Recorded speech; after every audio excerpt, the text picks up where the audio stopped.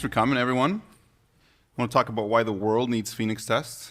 Okay, that might be a little grandiose of a title. Maybe it should be why Elixir and Phoenix, the community, need PhoenixTest. But I think we all want more Elixir and Phoenix in the world, so maybe the world does need PhoenixTest. I don't know. That's how I think about it. But why this talk? Like, why is this a thing? So I am a consultant, which means I go in and help teams build Elixir and Phoenix apps. Sometimes they're new, sometimes they're existing teams. They already have something. And especially if I'm joining a team that is kind of new to Elixir, there's a question that's like, which tool should we use, right? They expect you to kind of have answers. And honestly, Elixir has tremendous answers, right? I think we're very lucky. Like, just from developer experience, the things that come out of the box, like Hex, HexDocs, Mix, I know I've gotten used to them, but like just HexDocs, for example, it is phenomenal, right? Like communities don't have this. I think it's you know, top notch. You have ExUnit built into it for testing. Like this is not, it took me a while to realize. I mean, I come from a Rails background. In the Ruby community, there's a lot about testing, but there's no actual Ruby, like it's not built in, right? You can use mini-tests or any other things. Anyway, the fact that ExUnit is built in, it means like people adopt it more easily. It's the same, you know, it's like you have the standard. Same with web frameworks, right? You need a web framework, you have Phoenix, and this is obviously second to none. It's amazing. I think we're, you know, there's amazing things keep coming out of here. You need a database layer, you have Ecto, and again, this is another top-notch library. I can't, like, this is the best thing, I think, in one of the best libraries, I say. I like it a lot, anyway. You need background jobs, you have Oban, right? I love the work that they're doing here. You need processing pipelines, you have GenStage, Flow, Broadway, like all these things, right? You need embedded devices, I've never done it, so don't ask me questions, but I know there's nerves, and it's supposed to be really good. But you have that canonical answer, right?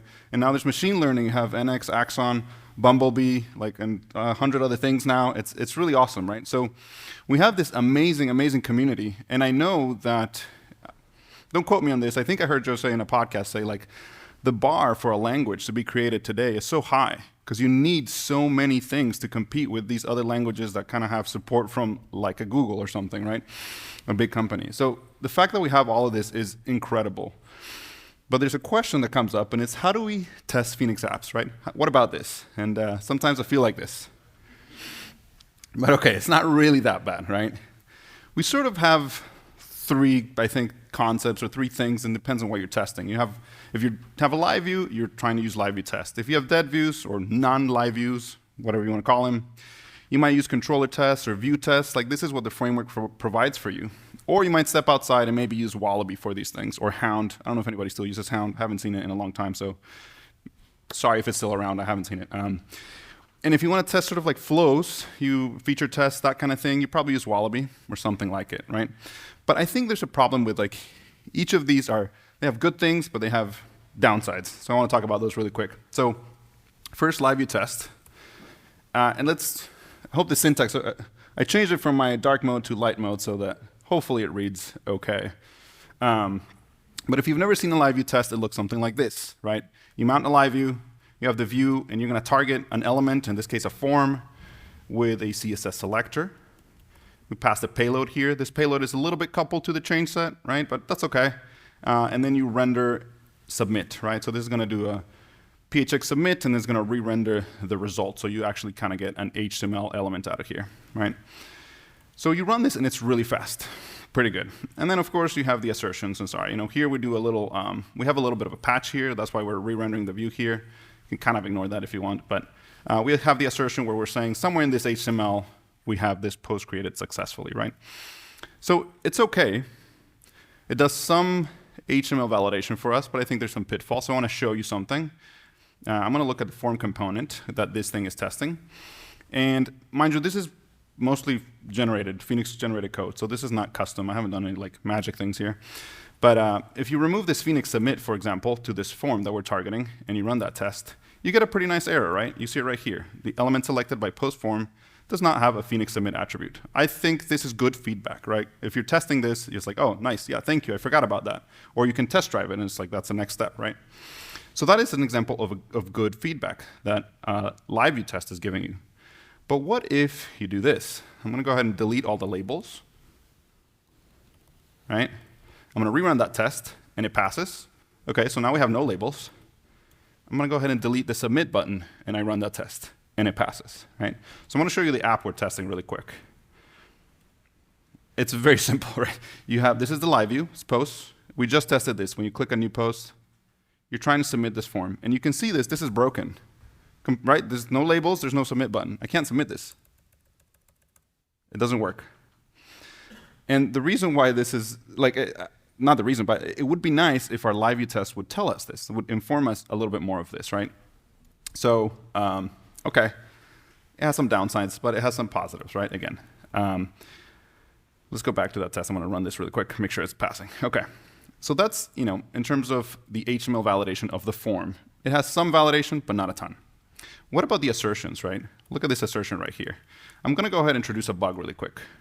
Checking out a branch, rerun that test, and now we have an error. Can anyone tell me where the error is?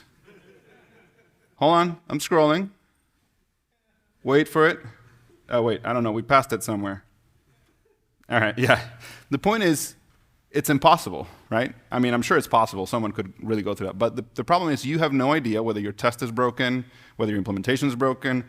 Maybe that text isn't there. Maybe there's a, maybe created is in a span and it's not matching. Or maybe you just are on a different page and you didn't really know about it, right? So this is not good feedback for your test. Of course, LiveViewTest comes with this has element helper. You can see it down here. It's the same test, but I'm using this has element helper down here. And you can target CSS selectors, and now we're saying this should be in the role alert, right? So this should be the flash message. So this is better because now we can make better assertions about where we expect that text to be. But in the case of failure, we still don't have a good failure. Sorry, let me scroll this up, right? Expected truly got false. That's because assert is saying, hey, I expected a truly value, I just got false. And this looks nice. I mean, look at these arguments. They're beautiful. They're really nicely formatted. But they're just the arguments that you pass to has element. Once again, we have no idea where the error is, right? Now, I'm going to show you where the error is. I'm going to go to forward component. I want to see if somebody can spot it really quick. It's somewhere in this function. Anybody can see it? This line. Typo. Typo.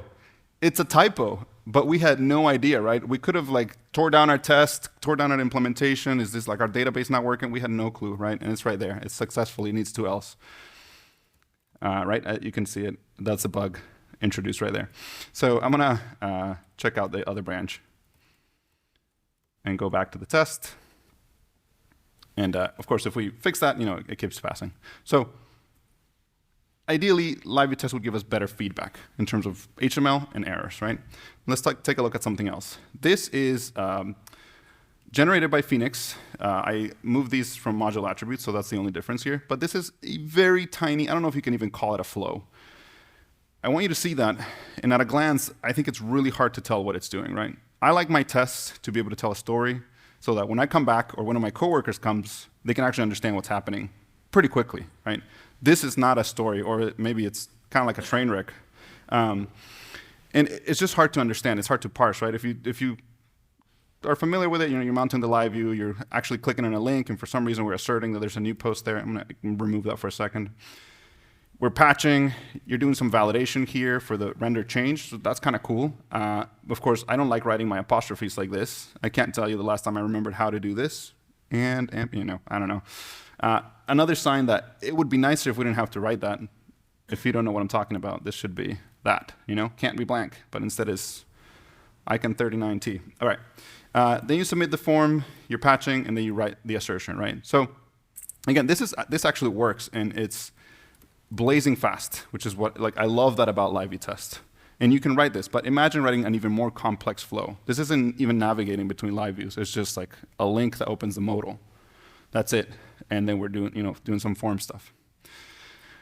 What about navigating between LiveViews and dead views, right? So you have an example here. You have a LiveView. We have a view. We're going to target an element and render a click. Let me go to the app so you see what we're doing. It's mind-blowing. Ready? I'm going to click on users. It goes to a dead view. That's it, right? The test is OK, but in my mind, if I'm writing this test from scratch, if I want to keep in sync with what I expect from LiveView, this is kind of what I would think to write, right? We're going to click on users, we're going to render click, we're going to get some HTML, and we're going to assert that listing users is in there. But if I run this test, I actually get an error because we're not getting HTML, we're getting an error, which is weird. We're redirecting, right? OK, so we're redirecting. Turns out there's a follow redirect helper from LiveView that's really nice. It'll actually mount a different LiveView if you need it, or mount a dead view. Not mount, it'll visit that sort of controller testing style. And then you can say, get me the HTML of that. And you can make assertions of it. So there is a way to kind of navigate from a live view to a dead view, but it's not great. And we still suffer. Actually, we have even worse helpers to assert things about that HTML that we get, right? We can't say that this listing user should be an H1. All we can say is that string is somewhere in there, and if you get a typo, good luck.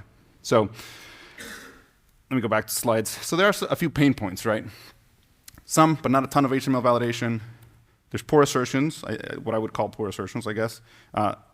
And they're helpful. They're decent, but again, I think we can improve upon them. There's no pipe-friendly code. I think there is pipe-friendly code if you do a single action in a live view, like render click, right? There's 3 steps there that are pretty ergonomic, nice, but if you do something longer, you saw that, it's not really nice. And there's no live view to dead view navigation, right? And moreover, when you navigate, you kind of have to change how you're writing the test, because now you know that you're in a dead view. So finally, there's no JavaScript testing. Now, this is maybe not really a downside. It's a positive because, not because I don't like JavaScript. That's not why. That's not why. No, it's because I think this was an intentional trade-off that allows our test to be super fast, right? Because we don't have to worry about JavaScript, we don't have to worry about a browser, so we don't have a browser. If you don't know how LiveViewTest is implemented underneath the hood, it's inter-process communication and a lot of HTML parsing, right? And so that's it, and that's why they're so fast. But that's why you can't test your Phoenix hooks, the JavaScript side of it, right? Stuff like that. But still a downside, right? If we want to test JavaScript, we don't have the tooling in here. OK, so LiveViewTest, some positives, some negatives. What about controller view testing to test dead views, right? So we're talking about the stuff that comes built into Phoenix. Let's go take a look at this. So I'm going to go ahead and open user controller test. And this is testing the dead view. I'm not going to try to spend too much time here. Again, you can visit a path here. You can make a GET request.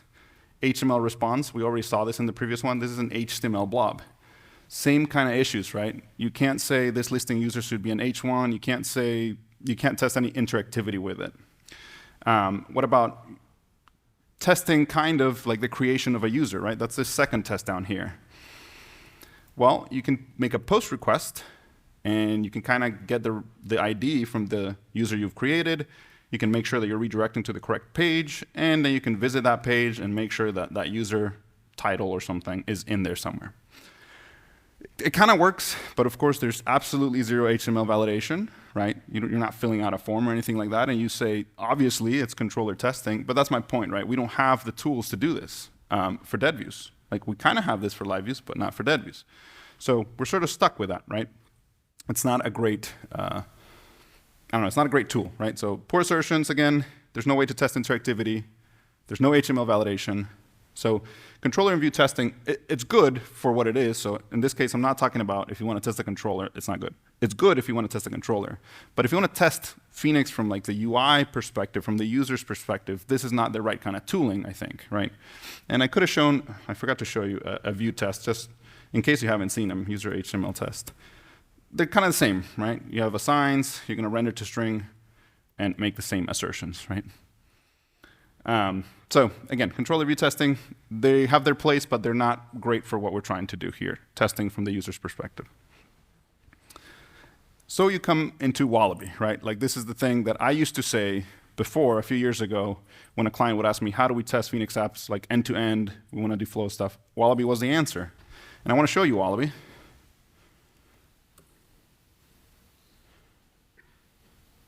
Right, so here we go. Look at this ergonomics of Wallaby. I think this is really nice. You have a feature here, whatever. This could be test. I think the feature brings you some other extra stuff. I can't remember anymore. But you have a session, you visit a page, right? Now, the cool thing about this is that you don't care if it's a live view or a dead view. It doesn't matter, right?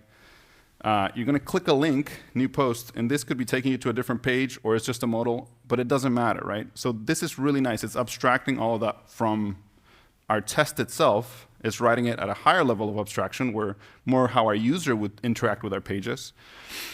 And the way Wallaby's doing this is it has Chrome driver underneath the hood, so it's a headless Chrome instance running, actually clicking buttons and doing those things, right? And you can make it not headless and see all the interactions, right? But look at the form interactions, right? You can fill in, and look at this, it's targeting a label, right? As opposed to in LiveViewTest where we're sort of passing the exact payload that's coupled to your change set. Like if you change the name of your change set, you all of a sudden have to change your test because you're just, now the key has changed. Here we're targeting labels, publish date, you can click a checkbox draft, right? It reads very much like the user would. And it actually validates that all those things are there because it's using Chrome driver. You can save a post, right? You can actually click the button. It's important, you remember in LiveViewTest, you can delete that button and destroy your form, but the test will pass, which is not great. And then you can assert, look at these nice assertion helpers, right? We have CSS selector that is saying that in that CSS selector, the text should be in there, somewhere in there. Same thing here, right? So this is really nice, which begs the question, why not just use Wallaby? Like, you got the solution. Like, why are we all here? You're wasting our time. The problem with Wallaby, I think, is that it's what I would call slow by default, right? I'm going to run this test. It's the exact same test we just saw, but we're going to run it 100 times. And there you go. You get some nice intermittent failures in it as well. It's the exact same test, so it shouldn't be failing. I think this is a problem because it doesn't matter if you're testing a live view or a dead view. This is going to be really slow. There are instances when it makes sense for your test to be slow. Maybe you're waiting for some heavy JavaScript interaction and your Chrome driver is waiting for it. Like, that makes sense. OK, you have a slow test because you have slow implementation of something. But this is slow because it's just, and it's not Wallaby's fault, it's just it has to stand up this whole infrastructure. Chrome driver, interact with the page, all this stuff. Even if you're just testing a dead view that renders an H1, right? Like, it's going to be slow. And this doesn't pass what I call my Twitter distraction test. Like, if I have enough time in between running my test that I can open Twitter, get distracted, forget the context, and then come back and I was like, oh wait, what was I doing? That's too long, right? I do TDD, so I like my test feedback to be quick. I want to be able to run my test suite, ideally, pretty frequently. I don't know, some people don't run their test suites even at all anymore in your computer, right? You just push it to CI because it takes 20 minutes. And if it takes 20 minutes, you're not going to run it. I don't blame you. If it takes 20 minutes, I'm not running in my computer either. So this doesn't pass that. Oh, OK. I included this here because I wanted us to feel the pain, right? 83 seconds to run 100 tests. So Wallaby is really nice. I like the syntax a lot. And it would be beautiful if it weren't for it being so slow, right? And again, there are times when it makes sense, but there are other times when I think I wish it would be faster. There's also Chrome driver issues. And again, I want to stress out that even as I'm talking about LiveViewTest and controller testing and Wallaby, I'm not trying to say anything about those libraries. I think they're really good, and I actually use all of them. What I'm saying is I think there are issues in all of them. And in particular, Wallaby, I don't think this is Wallaby's fault, right? If you use Chrome driver, you kind of deal with these issues, right? There are two screenshots there. The one on the left, your left, my right, this is really confusing. The one on the right, I can't tell. Number 468 is from 2019. Number 787 is from 2 weeks ago.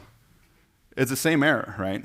And that's because I actually don't think this is a Wallaby issue. I think this is a mismatched Chrome driver issue. Like, your Chrome driver is different from your Chrome version, and all of a sudden starts having issues.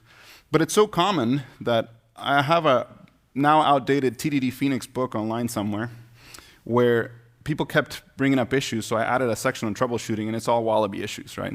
And again, it's not Wallaby's fault. I think it's just the nature of the beast, the nature of dealing with Chrome driver and all these things. So pain points, it's really slow. You have Chrome driver problems. And I don't know if this one is still a problem, but I used to have a lot of issues with zombie processes, which is a nightmare, right? So Wallaby, some good, some bad. So when I think about the community, I think we have a fractured approach, right? Each solution, there's like multiple solutions depending on what you're trying to test. Each has its negatives, and there's no complete solution, right? And it brings me to the point where if you go back to my original introduction of like, you need background job processing, you have Oban, right? There's sort of like this canonical answer you can give clients or you can give teams. So it's like, you can use this, take it to the bank. I feel like there's no great one way to test Phoenix apps, right? There's multiple ways, each with downsides. They're good things for certain things, but there's problems, right? But there's no like that solution, and I want that, right? So how do we solve that? Well, I realized that the answer was staring at me in the face. So this came about because LiveViewTest spoiled me, actually. Once I started doing LiveViewTest, it was so fast that I had forgotten about it since I was using Wallaby. I said, oh yeah, this is how we can test. It's fast, and we're doing HTML stuff. Like, okay, we don't have JavaScript, but how is it doing this, right? I was like, why can't we do this with other things? So I realized if we combine LiveViewTest and we combine PhoenixConf, that's the stuff we were using for like controller testing, and we add like Floki on top of it, that's the stuff for parsing HTML. We wrap it all up, and we can actually create a single unified way to test things that uses all of LiveViewTest, that uses all of the controller testing, but it's improving upon it, right? And so that's what PhoenixTest is. That's where it came from.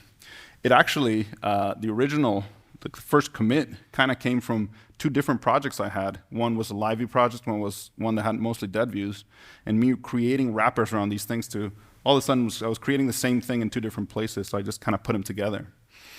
So the kind of the goals of PhoenixTest are one way to write tests, whether it's a live view or a dead view, and whether you're navigating from one to the other, right? Like writing it in the from the user's perspective if you can. It should be fast by default. Again, I think there are reasons why you can have slow tests. You might have a complicated thing that uses JavaScript, and so that's fine. Like there are reasons for your test to be slow sometimes, but it shouldn't be that you're testing a dead view that just renders a page and that takes, I don't know, 3 seconds, right? Because you're just booting up Chrome driver and all that stuff. It should have nice ergonomics, right? Like I like LiveViewTest, especially when I'm testing a single action. But we saw when we're trying to do more things, and if you ever try to do a flow where you navigate through multiple live views, it can get real gnarly really quick, right? Or you start creating abstractions that kind of lead you, that's what I did, kind of lead you to what PhoenixTest ended up being. And I want to have better feedback to users, right? I think LiveViewTest, again, it was kind of like eye-opening to me of, we can give users feedback because we're parsing the HTML. Like we can do this. LiveViewTest is doing it, let's just do more of it, right? So I want to show you some examples of PhoenixTest now. Ooh, those 100 tests were rough. Okay, so timeline, post, test, this one. So this is the exact same test we ran with Wallaby, right? This is PhoenixTest, and you might be confused because it looks very similar to Wallaby, but it's not Wallaby, I promise you. So we have a con here. We're going to visit a page, and again, this doesn't care whether you're visiting a live view or a dead view. It's just going to handle it behind the scenes. If it's a live view, it's going to use LiveViewTest augmented. If it's a dead view, it's going to use PhoenixConf augmented, right? You can do things with it, like you can click a link, a new post. You don't care if there's a new page or a modal, right? Like you don't have to worry about that. Just write your test that way. We can also fill in, like look at the form interactions. It's a lot more similar to Wallaby, right? You have a label here, you're going to fill in the body with certain, we're going to fill in the published date with something. We're going to check a checkbox for draft, right? And we're going to click a button, save post. And finally, we have nice assertion helpers, like Wallaby does, where it's like you can pass a CSS selector here. So somewhere in this flash info ID element, we should have the post created successfully. Now you say, okay, the ergonomics are nice, but, and I'm going to run that test really quick. How does this stand up to the same things that you did in LiveViewTest, right? So let's take a look at it. I'm going to go back to that form component. And let's see. I want to show you first, if I remove Phoenix submit, right, we had good validation from LiveViewTest. So we don't want to lose that, right? So we have a good error here. It's actually slightly different. It's not the same error because we can handle either Phoenix submit like LiveView form, or you can have live views that actually have regular form submissions. So that's why it also says or action, right? Your form needs to have one of these. You got to give me one of those. So we haven't lost the good things from LiveViewTest, hopefully, right? There's library code. I might have missed something, but the idea is to augment, not to like replace, not to like not use the things that are there. But what about if you forget a label, right? I forgot to type in body there. The LiveViewTest would have passed, but if I rerun the test that was just running, this is the error we give, right? So as much as possible, I mean, this is still a lot of red, yeah? I grant you that. But as much as possible, I want to help guide us to write the code that we need, right? So could not find element with label body, but we found the following labels, right? So the reason why I put this, the reason why I say, let's show you what we did find that's similar to it, is because of typos or things like that. You might have just forgotten or made a typo, and it's like, oh, it's right there, right? In this case, it's right there. We forgot to put the body label, right? Okay, so that's that. But we actually do a lot more. So for example, if I add a label, body, and this might be if you're test driving or something like that. Whoops, that's not label. Oh, sweet. Thank you, formatter. Nice when tools work for you, right? If I write this and I haven't implemented the field, or I forgot to implement the field or something like that, right? We give you really nice, helpful error messages.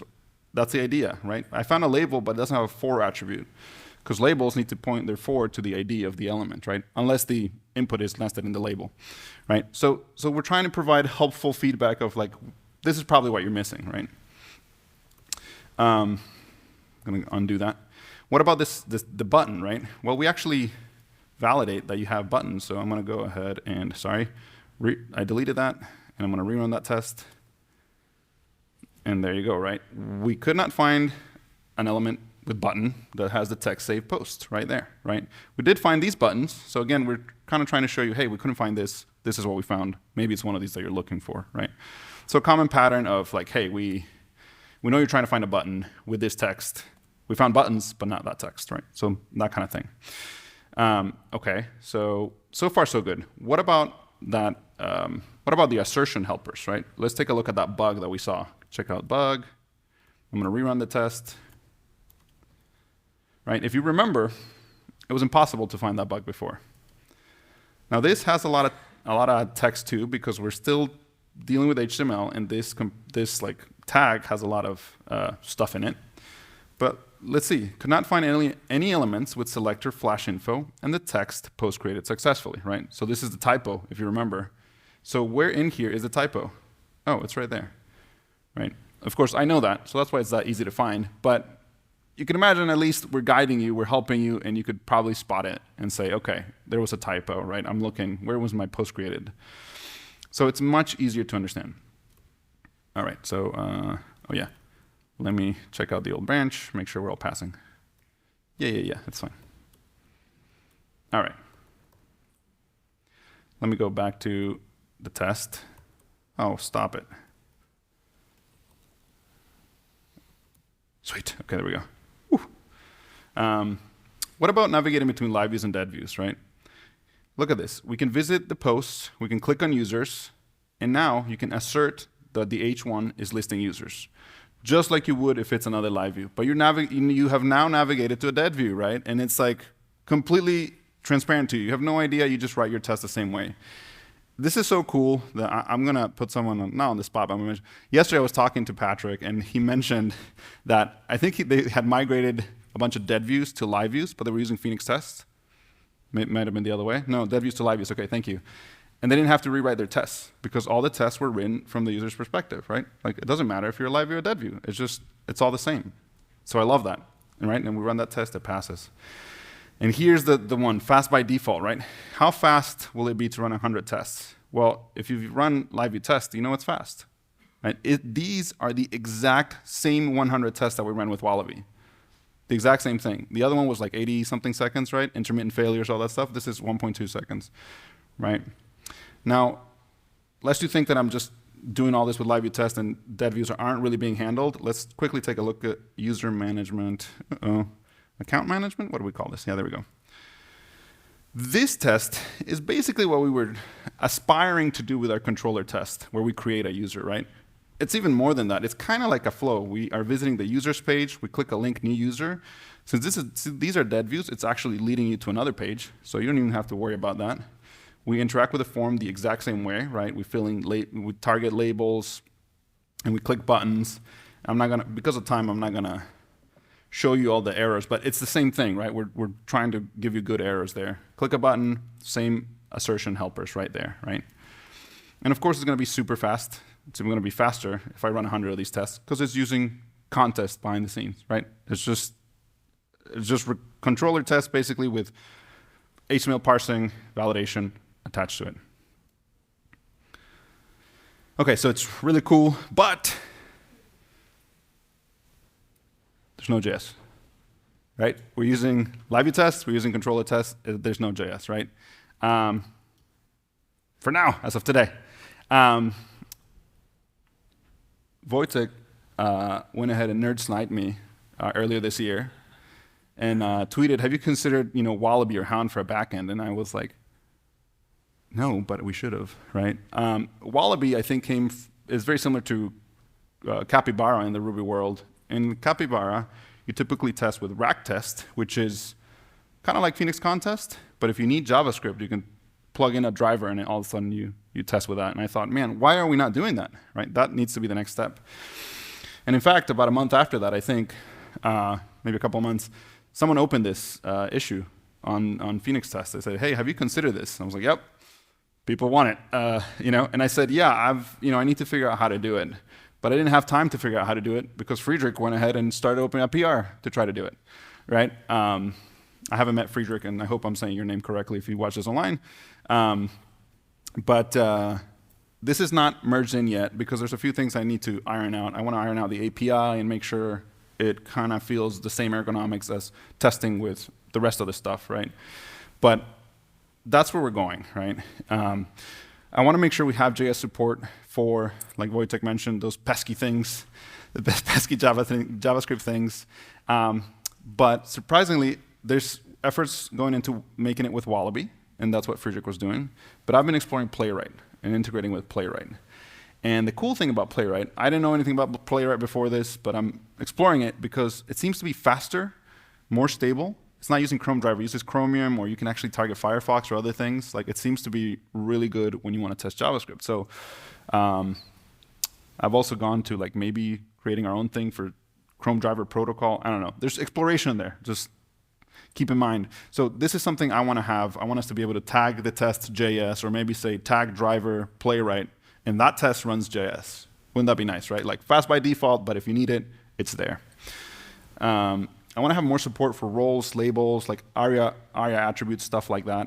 If you've done Playwright, the notion of like locators kind of thing, it's kind of interesting to me. And I want us, much as possible, to help us for the test library to help you write good HTML, right? I'm not good at doing it, which is why I like it. It's like, hey, I might forget. The label example is because I tend to forget these things where I don't. Before I had issues where like I had pointed the for to the name instead of the ID of the label. So anyway, like that kind of stuff, I would like it to be cost on the library. Like we take on more complexity so that it's easier and transparent for the user, right, as much as possible. I want to support LiveView more fully. Like right now, the API there's a focus on making it the same between LiveViews and deadviews. And so far we've done that. But there's stuff like async operations where you're like, I don't know how to integrate this. So I've already been thinking there's already things I have in like certain code bases that I could lift up and kind of introduce this kind of thing so that we can support LiveView more fully, including things like uploads. That's another thing. File uploads, deadviews, and LiveViews. I want to figure out how to like make those work together. And then maybe, I'm not going to promise this one, but supporting testing live components. People have asked for this, and it makes sense. I've seen it too. When you have a live component and you're used to PhoenixTest, you want to be able to do it. But right now, you have to visit a page, right? Like it's not out of the box, but it would be nice. I agree with that.